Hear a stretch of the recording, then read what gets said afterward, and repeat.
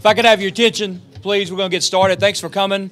What we're doing today, obviously National Signing Day, and what we used to doing anyway is we have a press conference at noon on the 7th floor, and then we come back in Fant Ewing and we had the celebration. So what we thought we would do, this is a little bit different this year with the two signing days, that we would do both of them at the same time. So what I'm going to actually do first is give some general comments and give Adam and some media guys a chance to answer some questions, and then I'll shut that down. Then I'm going to ask Coach Leger to come up and go through the recruits like we normally do on the Wednesday night. And so anyway, we're going to do both of them at the same time. But again, thanks for being here. I want to thank Subway for supplying lunch for us today. Thank you. We appreciate it very much. And anyway, we'll get started. As of right now, we have 14 guys, I think, on the list, and we anticipate, hopefully by the time I finish, to have 2 more. So it's been a little bit different in terms of what we're doing with the 2 signing days. We're trying, I guess, to get acclimated to it. Players don't understand it. Parents don't understand it. High school coaches don't understand it. And it's been different. But nevertheless, it's been a good process for us. And we think by the end of the day, we'll probably have made a pretty sizable dent in what we're going to be able to actually sign this year and stuff. And but if you look at our list and what we actually have tried to do in terms of signing high school guys and filling immediate needs, I'm trying to think of the 2 that aren't on here, and so I can't say that. But anyway, we have a couple junior college guys that we're bringing in at defense on the defensive line that'll be here in January, which we think we need a couple guys there. We've also are bringing in a couple safeties in January that we think are really going to come in and help us out with Cal Key and Tyler Glass. It's going to enable us to get some immediate help there. It's also going to give us an opportunity to take a couple young men that are safeties, that are corners, due to injuries last year. We actually had to move to safety, and Marcus Hubbard and Roy Williams. So it allowed us to move those guys back to corner, back to their natural positions, and get a full spring of back to their natural positions and get a couple guys in there. We also bringing in a transfer quarterback, which we're excited about, bringing Brendan Wooten in. He's a young man that Coach Kubik and Coach Leger have had an opportunity to work with at camp. He actually played for a really good friend of ours in high school, so we knew a lot about him. Have an opportunity, so he'll have an opportunity to start with us in January as well. The quarterback position, you probably have read that both Garrett Smith and Will Collins are transferring, and we wish those guys nothing but the best. Both of them are great young men, and they both handled it like pros. I was asked a question when they both transferred. I can say this, not at any time were any of those young men ever a distraction to what we were doing. They both worked hard every day. They both came to work every day. They both competed every day. They both want an opportunity to start, and we certainly wish them well. But anyway, we have an opportunity to bring in a couple quarterbacks, which we're done there. We have 2 young men that are in our program, and J.T. Jackson and Matt Gardner, who we're also very, very excited about. So we feel really good about the quarterback position in terms of what we're actually bringing in and what we're doing. We're also excited to have the opportunity to bring in some local guys, in Jabari Johnson and Josh Newton from Ouachita, and really excited about both those young men. We've been watching them and what they're able to do, and we think they're going to come in here and really do some great things. We're also excited. Kevin Jones is from Madison, from down the road there in Tallulah, and he's another young man that we think that's going to come in here and really have a great career in terms of what we're doing. So anyway, you have the list. We also, it's different for us and what we're trying to do, but we also have, I'm trying to think on top of my head, at least 3, maybe 4, I'm trying to think, that are committed here but chose not to sign on early signing day. And a couple of, there's circumstances that I certainly understand. We have a young man that's been committed to us for a while. They just finished playing. And there's going to be, I think, 7 other of his teammates that are signing, and they just all decided all of them are signing in February. But what this has done, if you look at it, is some of these kids now are signing. There's a lot of people that aren't in school. So trying to get that up there. High school coach is not up there. They've already taken, taken their break. And it's just, like I said, it's been a little bit different in terms of the recruiting process in terms of what it is. But, as I've told them, it is what it is. I didn't make the rules. Nobody asked me if I liked it or didn't like it. That's what was done. And we've certainly tried to adjust to how we're doing it. We also look forward. And the few spots that we have left, our plans are, and we've already talked about it as staff, we're going to clean the board and start over, and put some more guys up there, and some guys that didn't sign, which what we're going to be doing here after today. Oh, the other thing too with this deal is this is a 3-day signing period, so they could actually sign today, tomorrow, or Friday. So that's also interesting to it. So what we hope to do is take the lists. Take look at all the guys that are on our board and all the guys we had in our database, look at it, see who signed, who didn't sign, formulate another board, and go back to work again for the spots that we do have left. So anyway, it's been a great day for us so far. Like I said, we think that we're really on some good guys. We're able to sign some good guys, and we're excited about getting them in. Also, too, because I was asked a question a while ago, it was a great question. Mark Davis is a punter, an Australian punter that we signed, that Coach Pallage signed. We're very, very excited to have. Harrison Heim is, had surgery in the summer, had a really good year for us, still kind of had some complications with it or whatever. He's getting his construction management degree in May and chose not basically to come back. So we're going to support him. We're going to make sure he gets his degree, and trust me, a 3.6 construction management, he'll do fine, without hanging around in football. Oh, it's great. Miles Cole, you can add to the list too. Miles is from Evangel in Shreveport, 6'6", 235-pound defensive end. Miles actually sent us the paperwork, and the signatures weren't in the right spot, so we had to send it back to him. And his mom had went to work. But so anyway, we're very, very excited to get Miles as well. So that's one of the two we were waiting on.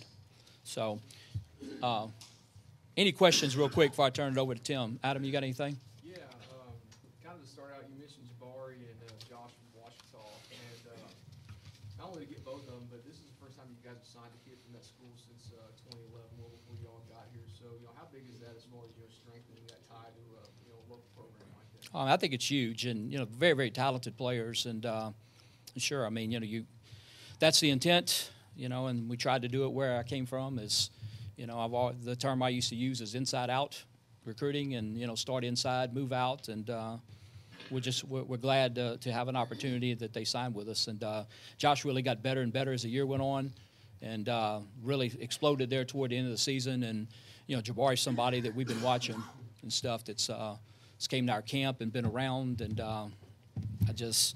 you go back and look at our years at McNeese and what we did, and our roster was loaded of guys like Jabari that, played DB or played receiver, got moved to high school quarterback.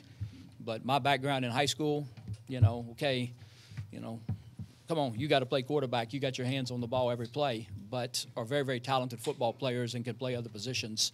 And I really love those guys and love what they do. And the thing that Jabari really has, too, that I've always been impressed with is his competitive spirit is off the chart. I mean, he's a kid that loves to compete, loves to play, and I think he'll really help us out. Both of them will. They'll help us out a lot. Another thing, too, you mentioned that, the board, you're going to wipe the board clean, get back going from scratch as this goes on. How is that going to go logistically, and kind of what are your thoughts about how everything's gone today? I think from a logistics standpoint, the first part of your question, I mean, we're literally going to, the first part of the process is going to be to figure out, who signed and who didn't sign. So we'll go through all the lists or whatever, and then set it back up at the at the positions that we think we need. If it goes the way we think it's going to go today, we'll be done at positions. So we won't be able to look at anything. But then we'll still have position or two. Like I said, we'll have to go back through the kids that are committed, to make sure they're still committed and move forward with that too and stuff. So. But it's really, we just kind of approach it that way. We talked about it as a staff. We've never been through it. Hey, we're going to kind of treat it in two phases. Let's see what we can get here, and let's try to address it, and then we'll reevaluate it and then move forward. But we're not going to have a whole lot left, more than likely, and stuff. So. Coach, I know that you said you didn't make the rules, but I've had the opportunity to talk to coaches at P5, P5 level, different schools. And it seems like it's 50-50, whether they like it or not. You said nobody asked you. I'm going to ask you. So far, I know it's new. Do you like this early signing? I'd rather not, but I understand. I mean, I understand the rationale behind it, and I'd like to meet the 50 that were for it, because I don't know. No, I'm just saying I don't know. The people that I've talked to, and I actually attended the FBS head coaches meeting that they had last year, and I think there were 102, 103 of the 128 that were there, and it was kind of explained to us why it was done, and I know it came out. Adam and I were talking the other day. He said, well, Adam made the comment, which he's right. It came out of the FCA. You guys are the ones that approved it. Well, we're pretty much told that there were going to be 2 signing days. So, what's your choices? And so basically the consensus was, let's take what's tradition, the junior college signing day, which is the 3rd Wednesday in December. Let's go and sign up for that, since there's going to be 2, because the ones before that. But I think it'll be interesting moving forward. I was reading some of the stuff that Greg Sankey has put out, the commissioner of the Southeastern Conference. I've also read some of the stuff that the Texas High School Coaches Association is putting out, because they're still, the state championships are still, and I mean they have kids that are asked to sign, yet they're still practicing and they're still playing. So I think it'll be interesting moving forward. And to be honest with you, I think I've learned a little bit too. We have as a staff, and we might have to change some things. I've always been a big proponent, because I coached in high school, and I was a high school head coach for a pretty good while and had some good playoff runs. And so I've always kind of had a rule with our staff is, you don't official visit anybody that's still playing. You go by and, which we did, and hey, boy, you look good, and how you doing, and, whatever, but you don't go to their house and official visit them while they're still playing. But it's kind of hard not to with the way this is. Now, we still didn't do it this year. We still didn't official visit them and go to their home and do that, but it's something we might have to revisit if it stays like this, because, if not, you're behind, then, so the things like that, I mean, we may have to revisit in terms of what we're doing, because like I said, this is new for everybody, and I guess I was surprised when I really got out and really got to the schools, how little, I guess, that, there's just a lot of people really, parents, student athletes, high school coaches that just still don't really understand what's going on. And they're trying to figure out too and stuff. So anyway, we'll see. Yes, sir. Yeah, I know you are.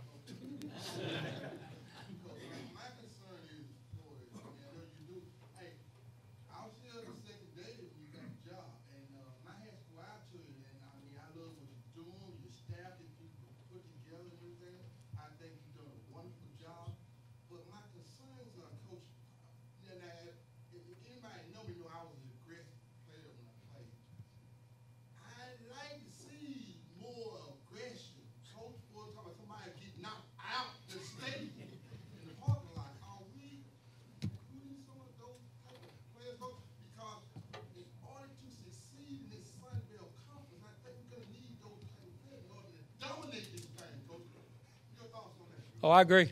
To be more politically correct, I don't want anybody to get knocked out. But definitely some aggression. I definitely agree with you, Mr. Ronnie, 100%. And we're certainly trying to address that, and hopefully we'll get better in that area. Well, I got a player here that's sitting right here. His name is Denzel Washington. They call him the Tasmanian Devil. That's my baby boy. Appreciate it. Hopefully he's not a recruit, because he can't be here if he is. 200 pounds, 6 foot 200 pounds, one of the 4-3-pointers, and he destroys things. I just want to put that. Thank you. Yes, sir. I don't know if I heard it, but so how many spots would you have available for the late signing period right now? Possibly, depending on what transpires today, maybe 4 or 5. Yeah. But I mean, like I said, that's something that's kind of fluid.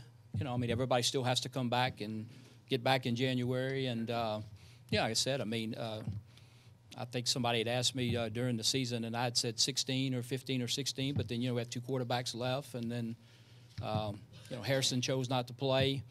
Ben Luckett graduated, is not coming back, but he did get his degree and chose not to come back, which is something that I really didn't know at the time, and he came to see me. So, things change, depending on how it goes. But if I had to tell you that today, that would be the answer.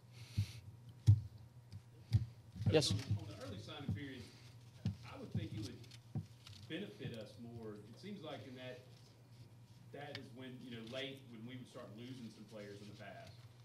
Would this not, you're saying you haven't seen the benefits, but would this not benefit us some to keep some of those guys that are, some of the big schools that are going after those last few months, they start recruiting even harder Yeah. than the 3-star guys, 2-star guys.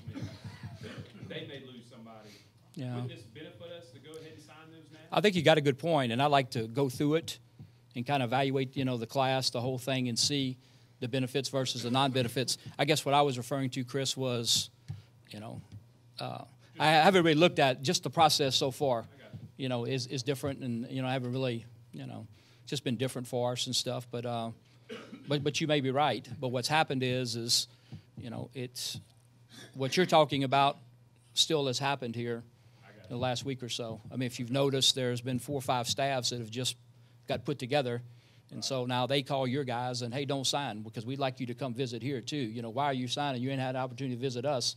And then you also have other schools and say, hey, why don't you don't sign? And we know what they're telling them. Let's see if we get what we want, and if we don't, then we'll call you. So, it's, I saw some different games. I saw some different games in this too. We all have. So, but you got a good point. And like I said, I like to go through the whole process and kind of see how it goes. And you're right. It maybe at the end of the day, it does benefit us. Any questions? Before I turn it over to Tim, I do want to thank Eric Elliott, John Lewandowski, Sean Hollister, Pat Lambert, Lisa Veridimides, and Todd Dooley. They have to approve all these guys. But the stuff that you see set up here is from John Lewandowski, Sean Hollister. And I don't know if, I'm sure you've noticed like I have, but in the last 2 years I've been here, we've really developed really brought some talented people in that are part of support staff here. Well, Todd and Lisa are part of the administration, but it's part of the support staff here, and how important that is and what they've been able to do. Some real pros in what they do. Vitally important since a long time or whatever. I've listened to Nick Saban lecture at different spots, and he cannot talk enough about the infrastructure and what you have around you and around the coaches and around the athletes and how important that is. And I'm really excited that we are, like I said, in the last couple of years, the people that we brought in here, like Sean Hollister, like John Lewandowski, Eric Elliott, people like that, Pat Lambert, people like that have come in here and are around us and support us, as you see today in the stuff that's set up. I want those guys to know I really appreciate, guys and gals, Miss Lisa, on what they're doing. So with that being said, I'm going to call up Coach Leger, who is going to come in and talk a little bit more in depth about the is Tim here? Right here. Oh, I'm sorry.